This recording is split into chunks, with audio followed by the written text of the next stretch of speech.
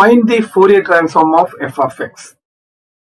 Find the Fourier transform of f of x. It is given by f of x is equal to 1 for mod x is less than a, 0 for mod x is greater than a. And a வந்து greater than 0 அப்படின்னு சொல்லிட்டாங்க positive. Hence find the value of this. இதுதான் deduction. Question கேட்டிருக்கிறது வந்து இதோட Fourier transform கண்டுபிடிக்கணும். அதுக்கப்புறம் இது ஒரு ஃபர்ஸ்ட் டிடக்ஷன், அதுக்கப்புறம் இது வந்து செகண்ட் டிடக்ஷன். சரிங்களா? சரி, இப்போ இந்த சம்ம எப்படி வந்து நம்ம டிஸ்கஸ் பண்ண போறோம்ன்றது கவனிங்க. ஃபர்ஸ்ட் வந்து கேட்டிருக்கிறது வந்து என்னன்னா, கொடுத்திருக்க ஃபங்க்ஷனுக்கு ஃபோரியர் ட்ரான்ஸ்ஃபார்ம் கண்டுபிடிக்கணும். நம்மளுக்கு வந்து ஃபோரியர் ட்ரான்ஸ்ஃபார்முக்கான ஃபார்முலா தெரியும். என்ன கொடுத்துருக்காங்க? ஃபோரியர் ட்ரான்ஸ்ஃபார்ம் ஃபார்முலா வந்து நம்ம ஆல்ரெடி டெஃபினிஷன்ல கொடுத்துருக்கிறேன், அதுதான் இங்க எழுத போறேன். ஃபோரியர் ட்ரான்ஸ்ஃபார்ம் அப்படின்னும் போது எஃப் ஆஃப் எக்ஸ் ரெப்ரசென்ட் பண்ணலாம் அப்படின்னு நான் சொல்லியிருக்கிறேன், அதுதான் இங்க எழுதுறேன். F of S is equal to 1/√2π integral minus infinity to plus infinity f of x into e power isx into d. இதுதான் வந்து ஃபோரியர் ட்ரான்ஸ்ஃபார்மோட ஃபார்முலா. இந்த ஃபோரியர் ட்ரான்ஸ்ஃபார்ம்ல வந்து நான் என்ன பண்ண போறேன், கொடுத்துருக்க எஃப் ஆஃப் எக்ஸோட வேல்யூ கொடுத்து நேராக இதுல சப்ஸ்டிட்யூட் பண்ணுறேன். ஓகே, ஸோ அப்போ என்ன பாருங்க, 1/√2π இன்டெகிரல் கொடுத்துருக்க எஃப் ஆஃப் எக்ஸ் வந்து இந்த ரேஞ்ச். இப்போ இதுல ஒரு முக்கியமான விஷயம் இது கவனிங்க. Mod x is less than a அப்படின்னா என்ன அர்த்தம் அப்படின்னா, அதுக்கு நான் ப்ரூஃப் கொடுக்கலாம். ஒன்றும் இல்லை, மாட் எக்ஸ்னா என்ன அர்த்தம், it involving both negative and பாசிட்டிவ்னு சொல்லுவாங்க. நெகட்டிவ் வச்சு எடுக்கும்போது எக்ஸ் வந்து லெஸ் தென் ஆயிடும். அதனால -a2 + a அப்படின்னு வரும். இதுக்கு ப்ரூஃப் கொடுக்கணும்னா கொடுக்கலாம், அப்படியே கொஞ்சம் லென்த்தியா கொஞ்சம் போகும், அது தேவையில்லை. சரிங்களா? Mod x is less than ஏனா mod x involving both negative and positive. அதை நெகட்டிவ் வந்து அந்த சைடு கொண்டு போகும்போது -a. அப்போ the range வந்து -a2 + a வந்துடும். mod x is greater than a வந்து other than this range, இந்த ரேஞ்ச் தவிர மற்ற எல்லா இடத்துலயும் இப்படி வந்துடும். ஸோ அதனால இப்பவுமே mod x is less than a கொடுத்தாங்கன்னா -a2 + a ரேஞ்ச் எடுத்துக்கங்க. இதே mod x is less than 1 சொன்னாங்கன்னா -1 to +1. சரிங்களா? ஸோ இங்க mod x is less than a சொன்னதுனால இங்க நான் ரேஞ்ச் வந்து -a2 + a அப்படின்னு எடுத்துக்கிறேன்.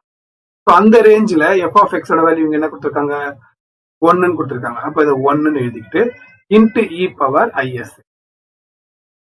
isx into dx அப்படின்னு.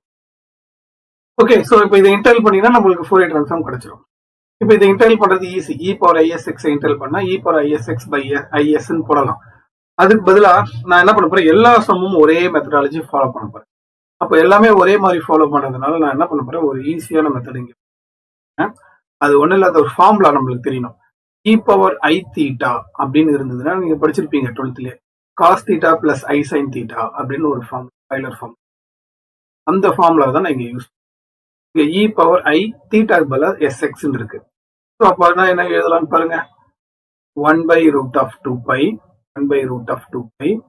integral -a2 + a e power isx எப்படி எழுதலாம், cos sx plus i sin sx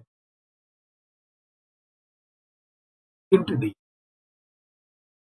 இப்போ அடுத்தது என்னன்னா, நம்ம இன்டகிரேஷன்ல பார்த்துருக்கோமே, negative to positive -a2 + a இருந்தா ஈவன் நம்பரா இருந்தா 2 டைம்ஸ், ஆட் நம்பரா இருந்தா 0 அப்படின்னு பார்த்துருக்கணும். அதன்படி cos x வந்து எப்பவுமே ஈவன் ஃபங்க்ஷன், sin x எப்பவுமே ஆட் ஃபங்க்ஷன். ஆட் ஃபங்க்ஷன் 0 அப்படின்னு வந்துடும். நம்மளுக்கு ஆல்ரெடி தெரியும், integral -a2 + a f of x d கொடுத்துருந்தாங்கன்னாவே அது ஈவனா இருந்தா 2 டைம்ஸ் 0 to a அப்படின்னு எழுதலாம், ஆடா இருந்தா 0 அப்படின்னு எழுதலாம். அது நம்ம ஆல்ரெடி நீங்க கேள்விப்பட்ட ஃபார்ம்ல தான் இது இருக்கு. அதன்படி நான் என்ன பண்ணிக்கிறேன், இது ஈவன் இது ஆட், ஆடோட வேல்யூ 0ன்றனால இது நம்ம விட்டுறலாம், ஈவன்றனால 2 டைம்ஸ் அப்படின்னு எழுதிக்கலாம். அப்ப என்ன ஆயிடுது, 2 டைம்ஸ் 2/√2π அப்படின்னு போட்டுட்டு integral -a2 + a 0 to a மாறிடும் இன்டு cos x dx. அவ்வளவுதான், சிம்பிள். இப்போ cos sx இன்டெகிரல் பண்ணி நம்ம சம போட்டுடலாம். cos x இன்டெகிரல் பண்றதா இருந்தா நம்ம என்ன பண்ணலாம், அதுக்கு முன்னாடி இன்னொரு every number any number can be written as root of சொல்லி 2 வாட்டி எழுதலாம். அதனால இந்த சாதாரண 2 வந்து √2 × √2 எழுதலாம். அதுல ஒரு √2 கேன்சல் பண்ணிங்க. புரியுதுங்களா? இந்த 2வை √2 × √2 அப்படின்னு போட்டீங்கன்னா ஒரு √2க்கு கேன்சல் பண்ணிடுங்க. அப்ப மிச்சம் என்ன இருக்கு, மேல ஒரு √2 இருக்கு, கீழே ஒரு √π இருக்கு. அப்ப மொத்தமா சேர்த்து √2/π அப்படி. ஓகே, எழுதிக்கிட்டு இப்ப பாருங்க, இன்டகிரேஷன் ஆஃப் cos sx வந்து sin sx by x. s ஒரு s பக்கத்துல என்ன கொஸ்டின் இருக்கோ அது s அப்படின்னு வந்துருது. இதுதான் இன்டகிரேஷன் ஆஃப் cos sx. ஒரு லிமிட் வந்து பாத்தீங்கன்னா 0 to ஓகே. ஸோ இப்போ நம்ம நேராக கொண்டு வந்து லிமிட்டை சப்ஸ்டியூட் பண்ணீங்கன்னா உங்களுக்கு f of x. So substitute பண்ணுங்க. எங்க எக்ஸ் இருக்கிறதுல ஏ போடணும், ஏன்னா எக்ஸ் தான் என்டர் பண்ணியிருக்கோம். எக்ஸ் இருக்கிறதுல ஏ போட்டிங்கன்னா இங்க என்ன வரும், sin sa வரும். sin sa லிமிட்டை சப்ஸ்டியூட் பண்றேன். sin sa by s minus இங்க எக்ஸ் இருக்கிறதுல 0 போட்டா sin 0 0. அப்போ ஃபைனலா நம்மளுக்கு ஆன்சர் என்ன வந்துருச்சுன்னா root of 2 by pi sin as by s. இதுதான் வந்து f of Fourier transform கொடுத்திருக்க ஃபங்க்ஷனுக்கு கண்டுபிடிச்சு. ஓகே. ஸோ கொடுத்திருக்க ஃபங்க்ஷனோட Fourier transform கேட்டிருக்கிறது வந்து கேட்டாங்க. அதுதான் இதோட answer root of 2 by pi sin as by s. So first question முடிஞ்சு போச்சு. அடுத்தது என்னன்னா ஒரு டிடக்ஷன் கேட்டிருக்காங்க. ஸோ அந்த டிடக்ஷன் நம்ம எதுக்கு யூஸ் பண்ணி கண்டுபிடிக்கணும்னா பார்சவல்ஸ் ஐடென்டிட்டி. ஃபர்ஸ்ட் டிடக்ஷன் வந்து கண்டுபிடிக்க போறது வந்து பாத்தீங்கன்னா இன்வர்ஸ் Fourier transform யூஸ் பண்ணி கண்டுபிடிக்கும். இது இன்வர்ஸ் கேட்டிருக்க டிடக்ஷன் பாத்தீங்கன்னா 2 இருக்கு. அதுல ஒரு டிடக்ஷன் வந்து இன்வர்ஸ், இன்னொரு டிடக்ஷன் வந்து பார்சவல்ஸ் ஐடென்டிட்டி. அவங்களே சொல்லிட்டாங்கன்னா அவங்க சொல்லலனாலும் நம்ம ஈஸியா ஐடென்டிஃபை பண்ணிக்கலாம். எப்படின்னா நம்மளுக்கு கிடைச்சிருக்க Fourier transform இருக்கு பாத்தீங்களா, அந்த Fourier transformோட பவர் 2வா இருக்கு. அதோட வேல்யூக்கே பவர் 2ல இருந்துச்சுன்னா அது பார்சவல்ஸ் ஐடென்டிட்டி. அதே வேல்யூ அப்படியே வந்து இன்வர்ஸ் Fourier transformல கண்டுபிடிச்சு. ஓகே. ஸோ அப்போ இந்த சம்ம பொறுத்த வரைக்கும் இதுக்கு இன்வர்ஸ் Fourier transformல இருந்து கிடைக்கும், இது பார்சவல்ஸ் ஐடென்டிட்டி. ஸோ நான் இந்த ஃபர்ஸ்ட் போட போற டிடக்ஷன் வந்து இன்வர்ஸ் Fourier transform கண்டுபிடிக்கும். So what is inverse Fourier transform? Inverse Fourier transform. So inverse Fourier transform ஓட ஃபார்முலா என்னன்னு பாருங்க. கொடுத்திருக்கேனே f of x is equal to 1 by root of 2 pi integral minus infinity to plus infinity f of s into e power minus isx. இதெல்லாம் formula கொடுத்திருந்தேன் into ds. அந்த formula எடுத்துக்கிட்டேன். இதுல நம்ம கொடுத்திருக்க எல்லா வேல்யூ சப்ஸ்டிட் பண்ணணும். f of xன்றது கொடுத்திருக்க function 1 தானே கொடுத்திருக்காங்க. क्वेश्चन எடுத்து பாத்தீங்கன்னா உங்களுக்கே தெரியும், கொடுத்திருக்க ஃபங்க்ஷன் f of x ஓட வேல்யூ 1 ன்னு சொன்னதனால 1 ன்னு போட்டுக்கலாம். is equal to 1 by root of 2 pi integral minus a to plus n போட்றாதீங்க. ஏன்னா அவங்க கொடுத்திருக்க f of x ஓட ரேஞ்ச் தான் minus a to plus a. ஆனா இங்க நமக்கு இருக்க ஃபங்க்ஷன் f of s ஓட ரேஞ்ச் அவங்க கொடுக்கல. அதனால இங்க கொடுத்திருக்க அதே அப்படியே ஃபுல்லா எடுத்து வேண்டியதான். Minus infinity to plus infinity F of S தான் நம்ம இங்க கண்டுபிடிச்சிருக்கோம். அதை கொண்டு வந்து நேரம் இங்க sir root of 2 by pi into sin sx sin as by s into e power minus isx into dx. அவ்வளவுதான். இப்ப அடுத்தது நான் என்ன பண்ண போறேன், இதை எப்படி சிம்பிளிஃபை பண்ணலாம் பாருங்க. இப்போ இதை சிம்பிளிஃபை பண்ணணும்னா நான் என்ன பண்ண போறேன், இதுல இந்த ரூட் 2க்கு இந்த ரூட் 2 கேன்சல். டினாமினேட்டர்ல root pi into root pi பைன்னு ஆயிடும். இப்போ 1 is equal to 1 by pi integral minus infinity to plus infinity sin as by s into e power minus isx. எப்படி எழுதலாம்னா cos sx minus I sin s. Euler formula படி நம்ம இதை மாதிரி. அதுக்கப்புறம் நான் உங்களுக்கு ஆல்ரெடி சொல்லியிருக்கேன் ஆட் அண்ட் ஈவன் ஃபங்க்ஷன் பிரிக்கணும்னு சொல்லியிருக்கேன். இப்போ இதுல பாத்தீங்கன்னா சைன் எப்பவுமே ஆட் ஃபங்க்ஷன், கீழே இருக்க எஸ்ஸும் ஒரு odd function. Odd function by odd function வந்து இது ஈவன் ஃபங்க்ஷன். இப்போ இந்த ஈவன் ஃபங்க்ஷன் உள்ள இருக்கிறதுல வந்து இது ஒரு even function, even into even even. அப்போ ஈவனை 2 times எழுதிக்கலாம். ஆனா சைன்ன்றது odd. So even into odd odd value 0 ஆயிடும்.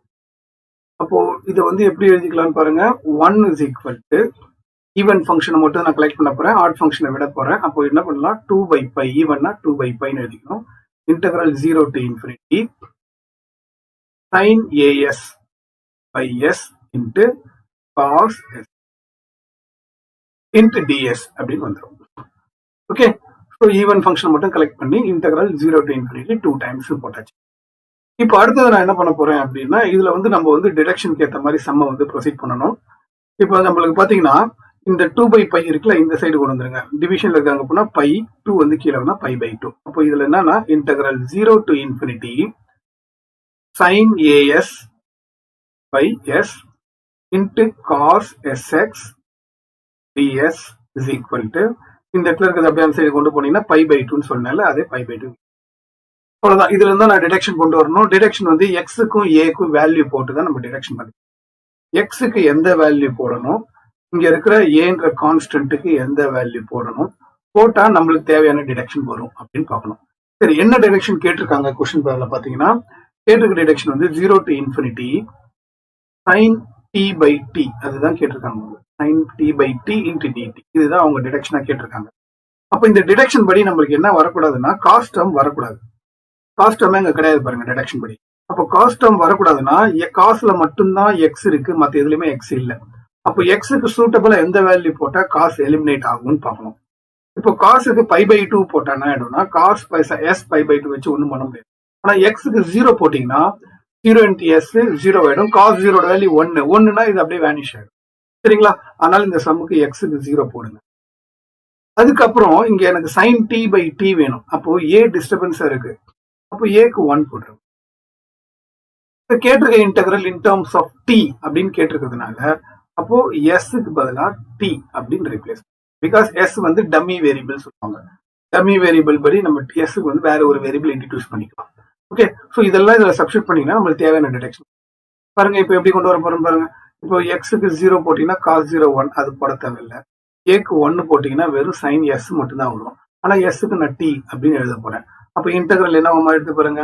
Integral 0 to infinity sin t. ஏன் sin t வந்துச்சுன்னா ஏக்கு 1 எஸ்க்கு டி போட்டேன் by t into dt. ஏன்னா எஸ்க்கு நான் டி போட்டேன். காஸ் 0 1 அது போட தேவையில்லை. Is equal to π/.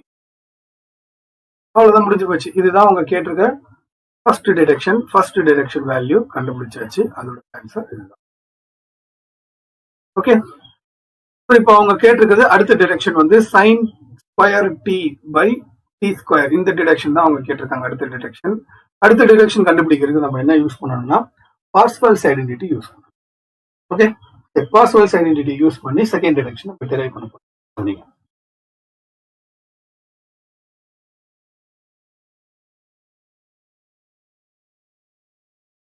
ஓகே, நீங்க போறது Parseval's identity.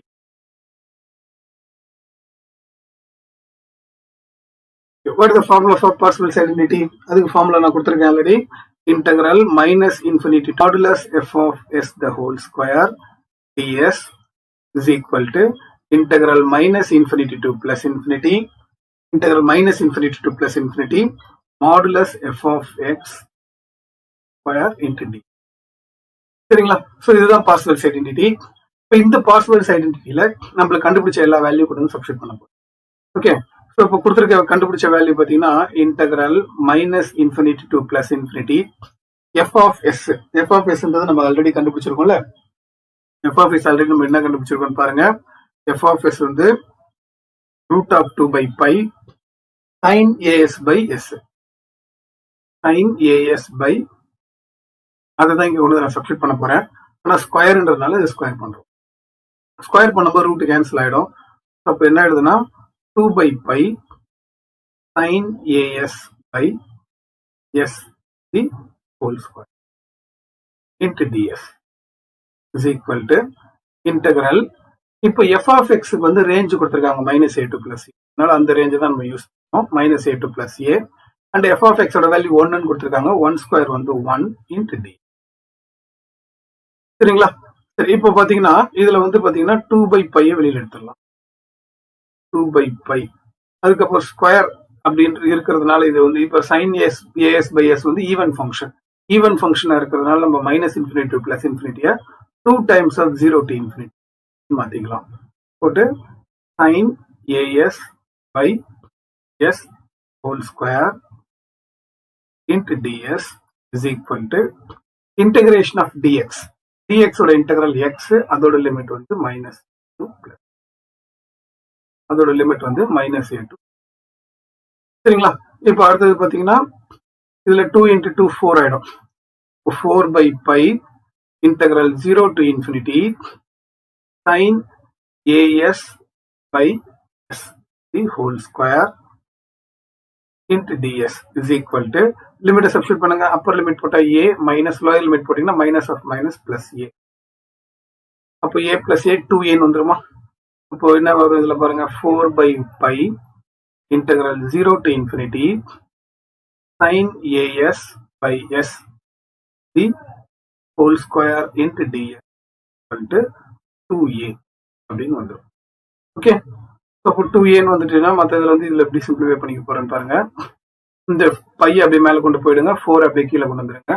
So integral 0 to infinity sin as by s the whole square into ds equal to 2a pi by 4 அப்படின்னு வந்துடும். ஸோ 2 கேன்சல் பண்ணிக்கலாம். அதுக்கப்புறம் நம்மளுக்கு கேட்டிருக்க டிடக்ஷன்ல எஸ்க்கு டி வேணும், சைன் டி பை டி தான் கேட்டிருக்காங்க. அப்போ எஸ் வந்து டீன்னு மாத்திக்கங்க.